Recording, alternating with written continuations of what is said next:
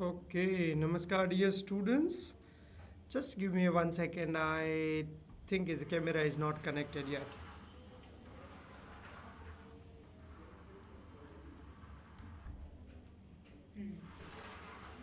Okay, Namaskar, dear students. I'm so excited about organizing today's webinar. And today we are going to discuss on one of the most important and very insightful discussion about the insights and the trend about the pharma industry.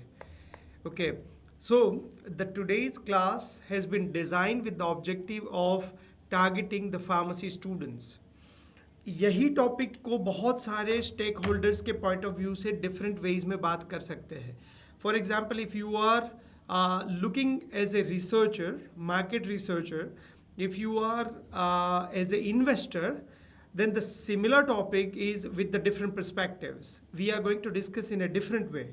हमारा जो मुख्य उद्देश्य है आज के जो ये class का वो ये है कि आप यही सारे डेटा को अंडरस्टैंड करके on based upon that you can try to understand what is the trend in pharma industry, किस डायरेक्शन में मूव कर रही है, उसकी साइज़ क्या है, उसके बेस पर से आप कौन से प्रोग्राम्स पढ़ने चाहिए, कहाँ पे पढ़ने चाहिए, और ख़ास करके आने वाले समय में कैसे प्रोग्राम्स की डिमांड रहने वाली है. ये सारे पॉइंट्स यहाँ से आपको एक नेक्स्ट लेवल तक की अंडरस्टैंडिंग दे सकता है. तो आज हम जो भी बात करेंगे वो स्टेटिस्टिक्स और फैक्ट्स के बेस पर बात करेंगे. ओके, तो बहुत ही एक्साइटिंग रहने वाला है आज का वेबिनार एंड आप बहुत कुछ सीखोगे यहाँ से. तो अगर हम ब्रॉडली देखें तो ग्लोबल फार्मा मार्केट के ऊपर फोकस करेंगे. Then we think about Indian pharmaceutical market, कौन सी की ड्राइवर फैक्टर्स है और फ्यूचर ऑफ फार्मा इंडस्ट्री किस डायरेक्शन में मूव हो रही है, कौन सी टेक्नोलॉजी अडॉप्ट कर रही है फार्मा इंडस्ट्रीज. जब ये क्लास ख़त्म होगा तो at that time you will be able to answer this 10 questions. ये हमारा टेक होम मैसेज रहेगा. मतलब आप जब ये वेबिनार ख़त्म करोगे उसके बाद आप ये 10 क्वेश्चंस के आंसर अच्छे से कर पाओगे. ओके, चलो, तो पहला जो पार्ट है that is the global pharma market. अगर हम ग्लोबल फार्मा मार्केट की बात करें तो this is very very interesting and important point.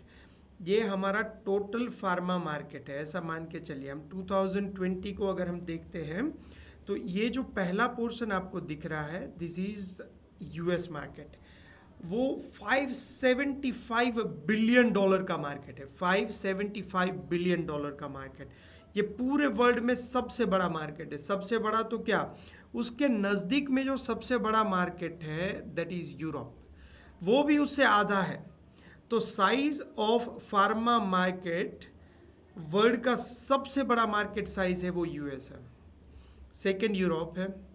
Okay, और आप दिस इज़ इंडिया, $59 बिलियन का मार्केट है. आपको समझना क्या है, जैसे 2015 से लेके 2020 तक इंडिया के मार्केट में बहुत बड़ा चेंज है, दैट्स सिग्निफिकेंट. जो 40 बिलियन से लेके $60 बिलियन तक, मतलब सिग्निफिकेंट इम्प्रूवमेंट है. 50% से भी ज़्यादा ग्रो कर चुका है. पर US market is not very much grown because that's already matured market. तो यहाँ से आपको जो की टेक अवे लेना है वो ये है कि if you are looking for the best future in the field of pharma और ख़ास करके रिसर्च और प्रोडक्शन के डायरेक्शन में जाना है तो कौन सी जगह पे जाना चाहिए, तो आपके पास दो पार्ट्स निकल के आते हैं. या तो आप यूएस चाहिए या तो आप यूरोप चाहिए. अगर आप इंडस्ट्री और रिसर्च में कैरियर बनाना चाहते हो तो ओके, रिसर्च और इंडस्ट्री में कैरियर बनाना है तो ये दो मार्केट बहुत बड़े हैं.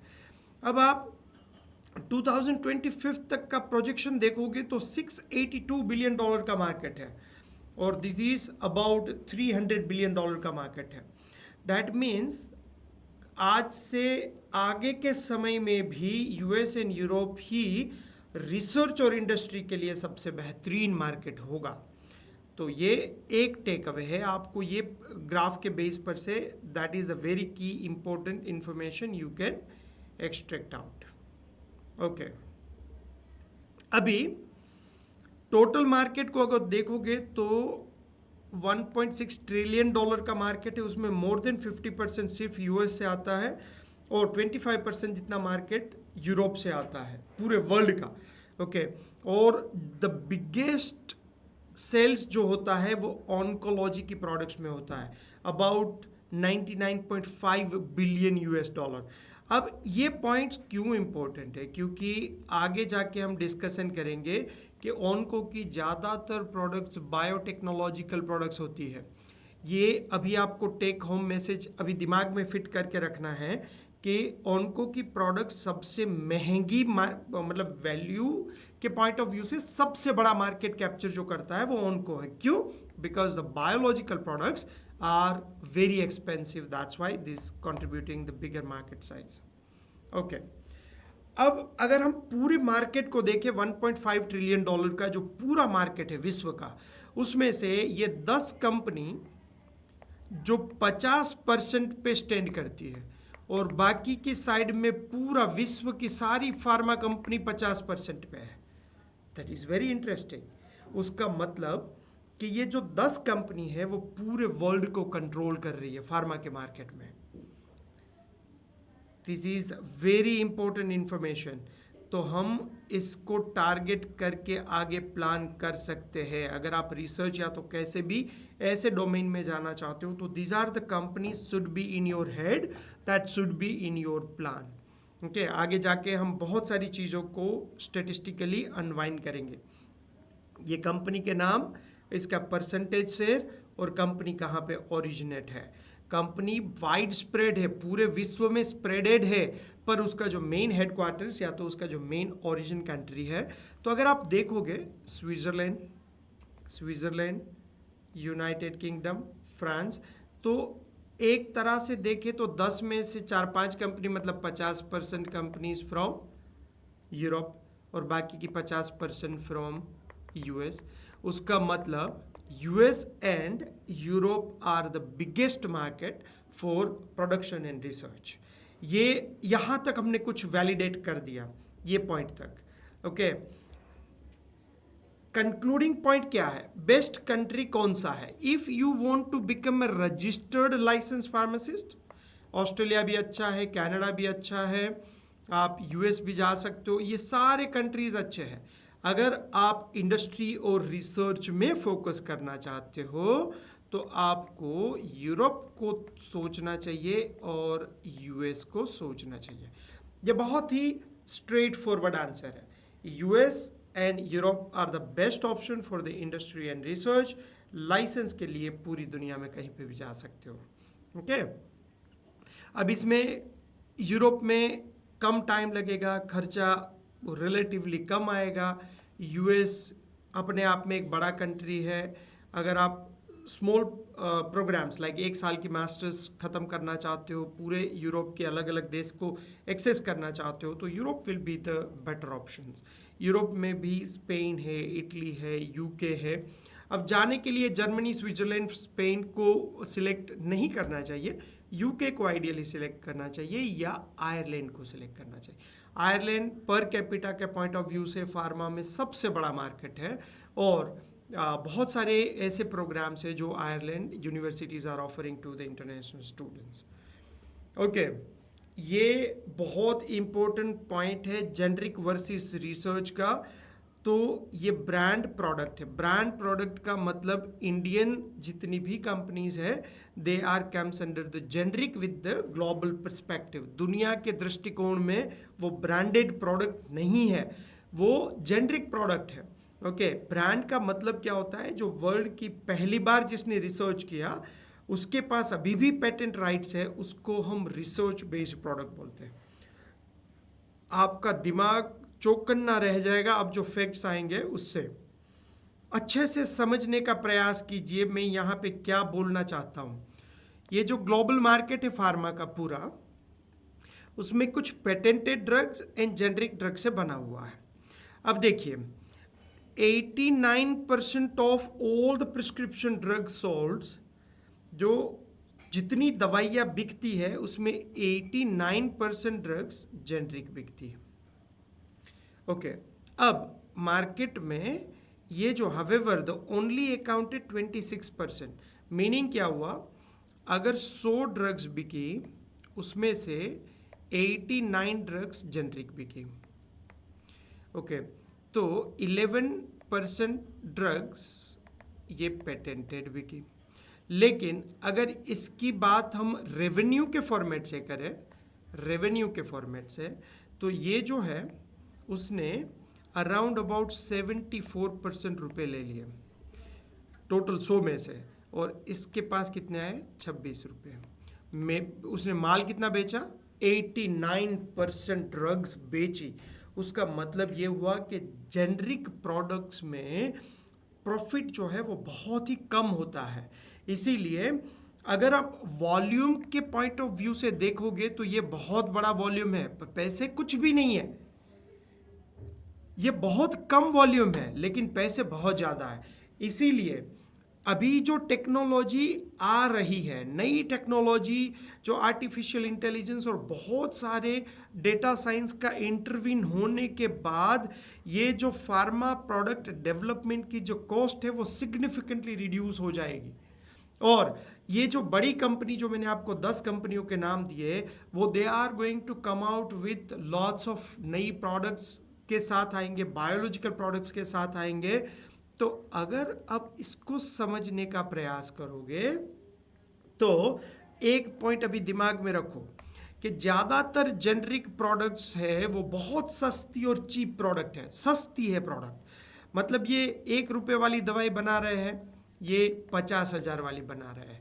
ओके, तो कम बीच वो बेचेंगे कम और कमाएंगे ज़्यादा। ये पॉइंट अभी के लिए दिमाग में साइड में रख दो। अभी जैसे आगे हम बढ़ेंगे तो ये पॉइंट्स के बेस पर से आप बहुत कुछ निकाल पाओगे दिमाग में उसके फैक्ट्स। अब इंडियन फार्मा मार्केट को अगर आप अच्छे से समझोगे तो ये पॉइंट्स को बहुत कोरिलेट करके आपकी ग्लोबल पोजीशनिंग को समझ पाओगे कि आपको कहाँ पे जाना चाहिए और क्यों जाना चाहिए। ओके, अब देखिए इंडिया का मार्केट 38 बिलियन से लेकर 96 बिलियन तक 2025 तक में ग्रो करेगा। ओके, उसमें से ज़्यादातर जो है वो फॉर्मुलेशन वाला जो उसका मार्केट शेयर है 75%, और सिर्फ 25% ही वो एपीआई के ऊपर काम कर रहे हैं। हम बहुत ज़्यादा एपीआई बाहर से इंपोर्ट कर रहे हैं, बहुत ज़्यादा एपीआई। इसीलिए अभी जो भारत सरकार का जो ऑब्जेक्टिव है वो ऑब्जेक्टिव ये है कि इंडिया में हो सके उतनी ज़्यादा कंपनीज एपीआई को बनाएं। अब एपीआई होता क्या है, जैसे आप देखोगे किसी भी प्रोसेस में इंटरमीडिएट से लेके इंटरमीडिएट, पहले ये रो सब्सटेंस से केमिकल रिएक्शन से इंटरमीडिएट्स बनते, इंटरमीडिएट से एक्टिव फार्मास्यूटिकल इंग्रेडिएंट्स, और यहाँ से फॉर्मुलेशंस। अब तक की जो दौड़ थी वो फॉर्मुलेशन की तरफ थी। अभी समझना, अब तक की जो दौड़ थी, इंडिया की कंपनियों ने ये जो ग्रोथ किया है वो बिकॉज ऑफ फॉर्मुलेशन की बदौलत किया है। अब ये फॉर्मुलेशंस वाली जो प्रोडक्ट्स हैं उसमें उसके प्रॉफिट्स बहुत कम हो रहे हैं, इसीलिए they are switch to the backward integration और फॉरवर्ड इंटीग्रेशन वर्टिकल्स में जा रहे हैं। तो यहाँ से हमें ये समझने की ज़रूरत है कि इंडिया एपीआई के मामले में चाइना के ऊपर बहुत बड़ा निर्भर है। गवर्नमेंट एपीआई प्रोडक्शन के लिए बहुत ज़्यादा इंसेंटिव्स दे रही है।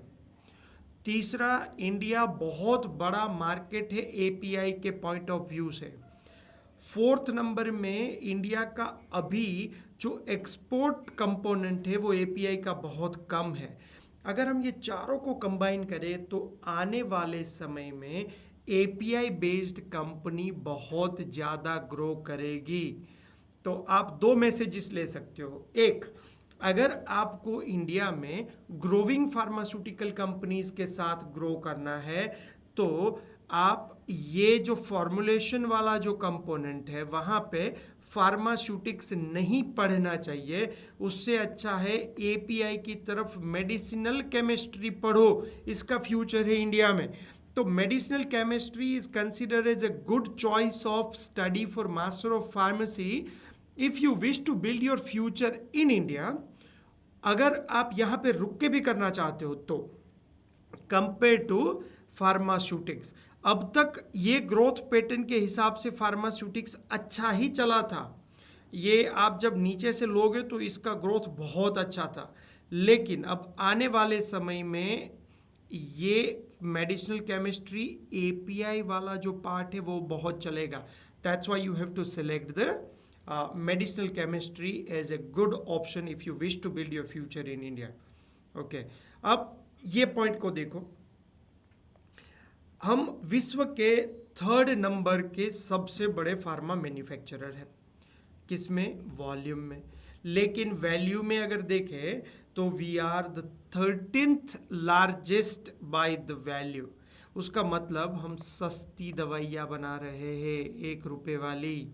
ओके, और ये हम नहीं बना रहे। दैट्स वाई हमारी जो बनाते तो बहुत कुछ है पर सस्ता बना रहे। सस्ता in the sense the more generic kind of products that we are manufacturing in India. ये हमारे बड़े एक्सपोर्टर्स हैं। आप इसको देखो, यूएस को, ओके, यूके को देखो, और हम सबसे बड़े इंपोर्टर भी यूएस के हैं, जर्मनी, स्विट्ज़रलैंड, फ्रांस। उसका मतलब इंडिया में जो ज़्यादातर प्रोडक्ट्स आती है वो यूरोप एंड यूएस से आती है। उसका मतलब क्या हुआ कि हम जो इंपोर्ट कर रहे हैं वो expensive product Europe and Asia से इंपोर्ट कर रहे हैं, सस्ती प्रोडक्ट हम वहाँ पे भेज रहे हैं। उसका मतलब ये हुआ कि pharma industry Europe and US में है, लेकिन they are not focused on manufacturing like conventional doses forms. जो सस्ते वाले मेडिकेशंस है वो नहीं बनाते, they are focusing more on expensive medications. अगर वो एक्सपेंसिव मेडिकेशंस बना रहा है उसका मतलब क्या हुआ कि either they are making the biological products और they are making more expensive biopharmaceutical products. Biological and biopharmaceuticals, these are the products they are focusing to manufacture.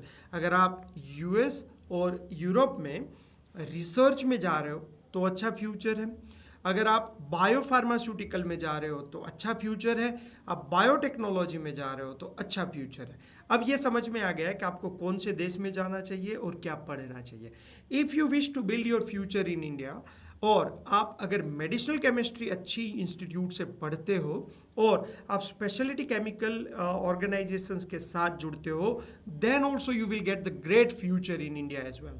Okay, और अभी जो आने वाली 2-3 स्लाइड्स में आपको समझ में आ जाएगा कि क्यों एपीआई और बायोलॉजिकल प्रोडक्ट्स ही भविष्य है इंडिया की फार्मा कंपनियों का।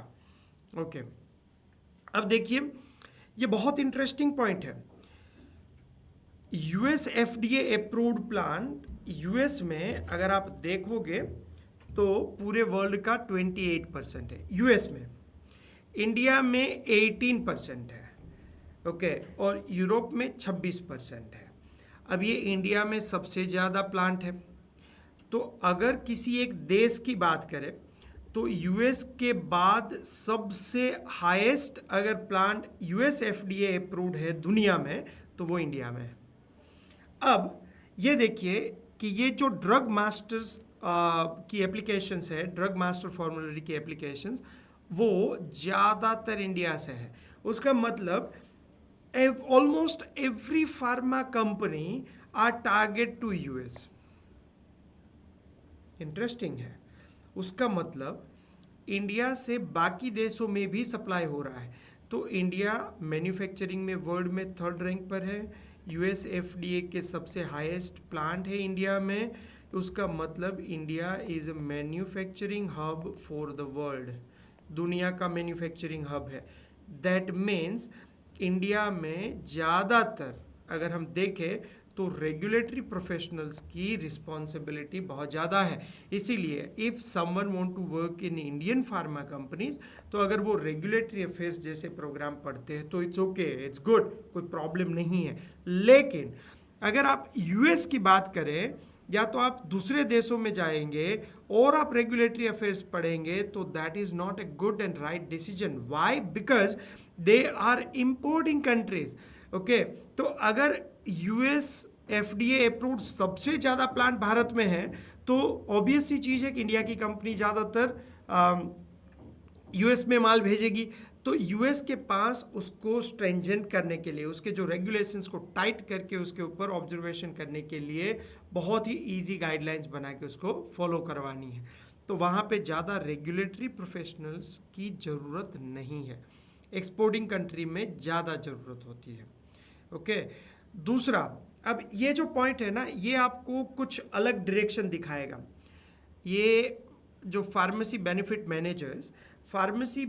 मैनेजर्स जो है, that is the key responsible for negotiating with the manufacturers. अब मैन्युफैक्चरर्स के पास से जो ड्रग्स, मान लीजिए कि मैन्युफैक्चरर्स अभी 10 रुपये में बेच रहा है, जो आप इंडिया की कंपनी की बात करो 10 रुपये में बेच रहा है, ये बोलेगा कि भाई मुझे 10 में नहीं खरीदना है, मुझे आपके पास से 7 रुपये में खरीदना है, क्योंकि ये सबसे बड़ा बायर है, सबसे बड़ा बायर, और ये पूरे मार्केट को कंट्रोल करता है, ये पूरे मार्केट को कंट्रोल करता है। इसकी वजह से हुआ क्या, इंडियन फार्मास्यूटिकल मैन्युफैक्चरर और ग्लोबल फार्मास्यूटिकल मैन्युफैक्चरर के ऊपर जो जेनरिक प्रोडक्ट है उसकी मार्केट को कंट्रोल कर रहे हैं ये लोग। इसीलिए जो जो प्रॉफिट है कंपनियों के वो सिग्निफिकेंटली डिक्लाइन हो रहे हैं। ओके, अब आप इसको देखोगे तो ये जो कुछ कंपनी है इसमें एक्विजिशन, मर्जर्स एंड एक्विजिशन का मतलब क्या हुआ कि बहुत सारे ऐसे जो बड़े बड़े प्लेयर्स है वो एक ग्रुप बना के यूनाइट हो गए। ओके, ये यूनाइट हो गए कंपनीज। अब ये यूनाइट हो गए तो ऐसा समझो कि ये 3-4 कंपनी है जो पूरे यूएस के मार्केट का परचेज को देखते हैं। Merger and 90% of the market share in drug purchasing. अब देखिए, अगर यूएस में इतनी बड़ी मार्केट है, इतनी बड़ी मार्केट, उसको कंट्रोल कितने लोग कर रहे हैं? सिर्फ 4 लोग। ये 3 लोग ही कंट्रोल कर रहे हैं पूरे मार्केट को, पूरे मार्केट को ये 3 लोग कंट्रोल कर रहे हैं। उसका मतलब मोनोपोली किसकी हुई? मैन्युफैक्चरर की या परचेजर की? और ये मैन्युफैक्चरर है और ये परचेजर है। सिर्फ 3 लोग ही है और यहाँ पे हजारों लोग हैं, यहाँ पे थाउजेंड्स ऑफ मैन्युफैक्चरर्स है, तो इसकी चलेगी। They are in the monopoly situations. इसीलिए क्या हो रहा है, जो प्रॉफिट है वो कंटिन्यूसली डिक्लाइन हो रहा है, कंटिन्यूसली डिक्लाइन हो रहा है। अगर आप ये ग्राफ को देखोगे तो देखिए, ये इतने लेवल तक प्रॉफिट था उसका। ओके, ये कंटिन्यूसली शार्प डिक्लाइन। अब ये प्रॉफिट को टच नहीं कर पाएंगे। क्यों? क्योंकि ये जो प्रॉफिट था पहले, वो प्रॉफिट से लेके आज इंडस्ट्री यहाँ तक पहुँच गई बिकॉज ऑफ कंसोलिडेशन। मतलब जो परचेजर्स थे उसका ग्रुप बनना चालू हो गया, वो ग्रुप बनना चालू हो गया, दैट मीन्स अभी उसकी मोनोपोली हो गई। तो ये लोग अभी सफ़र कर रहे हैं। अब ये जो फॉर्मुलेशन मैन्युफैक्चरर सफ़र कर रहे हैं उसका प्रॉफिट भी कट हो रहा है, तो अल्टीमेटली किसके ऊपर आएगा? तो वो ज़्यादा सैलरी भी नहीं दे पाएंगे। इसीलिए Indian company that rely upon the overseas market में कंसोलिडेशन बायर का होने की वजह से ऐसा हो रहा है कि इसकी मोनोपोली कम हो गई है, उसकी मोनोपोली मतलब फार्मेसी मैनेजर्स की मोनोपोली बढ़ रही है और ये प्रॉफिट सिग्निफिकेंटली ये प्लंज हुआ, यहाँ पे नीचे गिर गया है। दूसरी चीज, regulatory pressures, continuously regulatory pressures आ रहे हैं। ये अगर देखोगे आप, Indian pharmaceutical companies have received the 19 warning letters out of 41, total 41 issue किए थे यूएस एफडीए ने। उसमें से 19 किसको मिले? खाली इंडिया को। तो 46% से भी ज़्यादा Indian companies have received the warning letters. और आपने देखा होगा और सुना होगा कि जब भी ऐसे वार्निंग लेटर्स आते हैं, ऐसे पेनल्टीज लगाते हैं इंडियन कंपनियों के ऊपर, तो ऐसी कंपनियों के प्राइस इमीडिएटली डिक्लाइन हो जाते हैं। ओके, तो ये बहुत बड़ी अनसर्टेनिटी है। अब ये सारी चीज़ों को आप कंपाइल करो। एक तो रेगुलेटरी का बहुत बड़ा प्रेशर है, दूसरा जो नफ़ा हो रहा था, जो प्रॉफिट हो रहा था, वो सिग्निफिकेंटली डिक्लाइन हो रहा है। थर्ड नंबर में जिसकी मोनोपोली है वो परचेजर की हो गई है। तो मैन्युफैक्चरर कितनी भी मेहनत करे उसको अपनी जो दाम है वो नहीं मिल रहे। तो इसकी वजह से अब कंपनियां क्या कर रही है? कंपनी है ना moving the down value chain में जा रही है। तो यहाँ से जो जितनी भी बड़ी कंपनी है वो दो डायरेक्शन में मूव कर रही है। एक तो ये जो कंपनी है ये फॉर्मुलेशन बना रही थी, तो अब वो क्या करेगी, वो एपीआई खुद का बनाना स्टार्ट करेगी। तो यहाँ पे ग्रोथ आ रहा है क्योंकि इससे वो प्राइस में फाइट कर सकता है, इसीलिए एपीआई इंडस्ट्री इज ग्रोइंग। दूसरा क्या हो रहा है, ये जेनरिक का मार्केट है वो बहुत ही कॉलेप्स हो रहा है। अब यहाँ पे जो प्राइस कमाने का जो फ़ायदा है वो बायोटेक्नोलॉजिकल प्रोडक्ट्स में है, तो बायोलॉजिकल्स में अपॉर्चुनिटी अच्छी है। अगर आप इंडिया में भी ग्रो करना चाहते हो तो मेडिसिनल केमिस्ट्री या तो आप बायोटेक्नोलॉजी और बायोफार्मास्यूटिकल की तरफ फोकस करो। आने वाले 3-4 साल, 5 साल, 10 साल में यही ग्रो करेंगे। ओके क्योंकि ये जो सारे डेटा है ये this are the facts, on based upon these factuals we have to make a decisions in which direction the industry is going to move. Okay, तो अब तक हम कुछ ऐसे पॉइंट्स के बारे में डिस्कस कर चुके हैं और ये जो पार्ट है ये सबसे फास्टेस्ट। अब तक क्या हो रहा था, फार्मा इंडस्ट्री है ना वो थोड़ी सी कन्वेंशनल फॉर्म से चलती थी, मतलब वो बहुत ज़्यादा टेक्नोलॉजी को एडॉप्ट नहीं करती थी। लेकिन अभी टेक्नोलॉजी का जो रिवैल्यूएशन हो रहा है वो फार्मा इंडस्ट्री में बहुत बड़ा हो रहा है। ये 10 ऐसे ट्रेंड्स हैं जो टेक्नोलॉजिकल ट्रेंड्स है जो फार्मा इंडस्ट्री हम जब बोलते हैं तो क्लिनिकल रिसर्च हो गया, पेशेंट केयर भी हो गई, हॉस्पिटल्स भी हो गई, मैन्युफैक्चरिंग भी हो गया, रिसर्च भी हो गए, ये सारे एरिया में ये artificial intelligence, big data analytics, flexible production, precision medicine, adaptive manufacturing, blockchain, extended reality, real world data, digital therapeutics and curative therapeutics, इस तरह की 10 ऐसी टेक्नोलॉजिकल ट्रेंड्स है जो हेल्थ इंडस्ट्री और फार्मा इंडस्ट्री ने एडॉप्ट कर लिया है।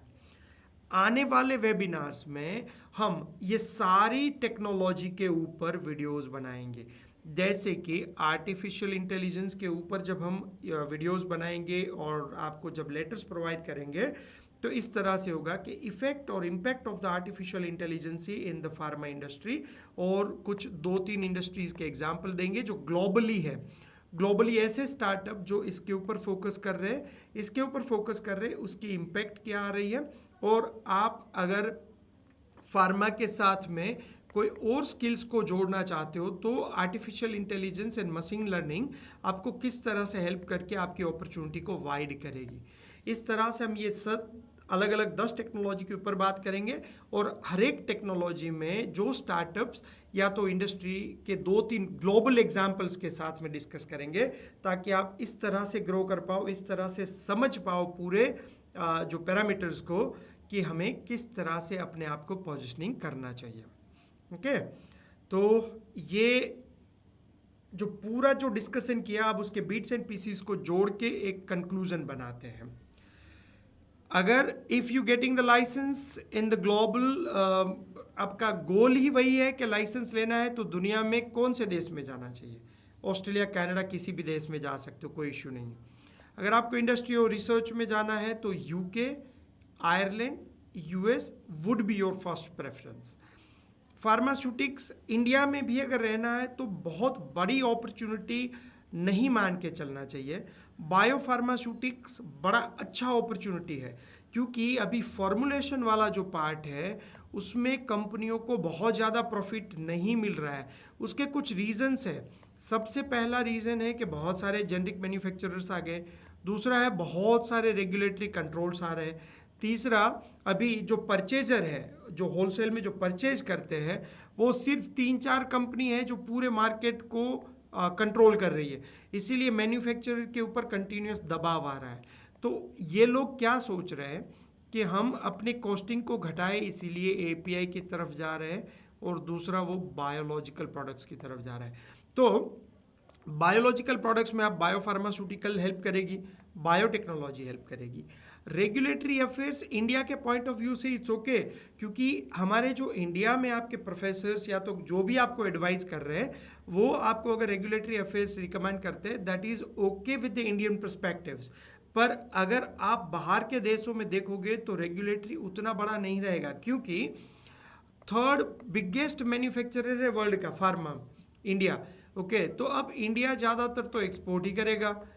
ओके, तो इंडिया में तो उसको रेगुलेटरी डिपार्टमेंट लगाने की ज़रूरत पड़ेगी, पर यूएस क्या करता है, अपने रेगुलेटरी जो कॉन्सेप्ट है उसको ही उतना टाइट कर देगा और ये कंपनी के ऊपर फोर्स करेगा कि you have to follow this regulatory guidelines. अगर आप रेगुलेटरी गाइडलाइंस को नहीं फॉलो करोगे, we are going to reject your products और हम आपको नोटिस देंगे। इसीलिए रेगुलेटरी वहाँ के पर्सपेक्टिव से मत देखिए। और तीसरा जो पॉइंट है ये जैसे जनरेटिव एआई का युग जो अभी चल रहा है, जनरेटिव एआई, ओके, तो जनरेटिव एआईज में regulatory affairs documentation is not an issue at all, वो बहुत इजीली बन जाता है। तो यहाँ पे भी एक प्रॉब्लम आप देख सकते हो। Future outlook for Indian pharmaceutical companies, API की तरफ अपना डाउन वर्टिकल्स करेगी और दूसरा वो बायोफार्मास्यूटिकल्स की तरफ जाएगी। जो बड़ी कंपनी है उसको अभी उसके प्रॉफिट्स नहीं बढ़ रहे, तो they are going to get the backward integration और अपनी प्रोडक्ट लाइन को बढ़ाएंगे। मेडिसिनल केमिस्ट्री आप सोच सकते हो, medicinal chemistry would be the good future अगर आप केमिस्ट्री को लाइक करते हैं तो। ऐसा नहीं है कि आप मेडिसिनल केमिस्ट्री का फ्यूचर आगे आने वाला है इसीलिए आप उसको ले लोगे, ऐसा करोगे तो आप कुछ नहीं कर पाओगे, क्योंकि आप कितने सिंथेसिस और स्ट्रक्चर को मगअप करोगे। If you are very much passionate about medicinal chemistry then you can think about it. Future technology trends, जो 10 टेक्नोलॉजी ट्रेंड्स है उसके बारे में हमने खाली एक ओवरव्यू कर दिया। ये हर एक ट्रेंड्स के ऊपर हम 2-2 कंपनीज, 3-3 कंपनीज के बारे में डिस्कशन करेंगे। उसका किस तरह से आप उसके स्किल सेट्स को ग्रो कर सकते हो, कैसे प्रोग्राम्स पढ़ना चाहिए ताकि you can get the best future. Okay, तो ये जो आज का जो वेबिनार है, that was a really good webinar about understanding the key points, insights and trends about the pharma industry in a global perspectives.